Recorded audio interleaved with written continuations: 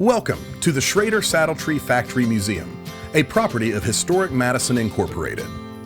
This unique historic site was the home and business for two generations of the Schroeder family from 1878 to 1972 and was restored and opened as a museum in 2002.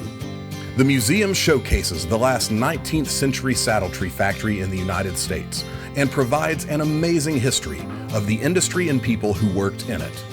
Through this virtual tour, you can explore the factory, the machinery, and the Schroeder family home and exhibit spaces. The Schroeders made and shipped between 300 to 500,000 saddle trees, the internal wooden frame or skeletons of saddles, in 250 styles to saddle makers from Canada to Argentina. Please explore all three buildings via the links below to learn more about how the business operated. If you enjoy your virtual visit, please check the HMI website for hours of operation so you can see the museum in person or make a donation so that we can continue to share this site with others for generations to come.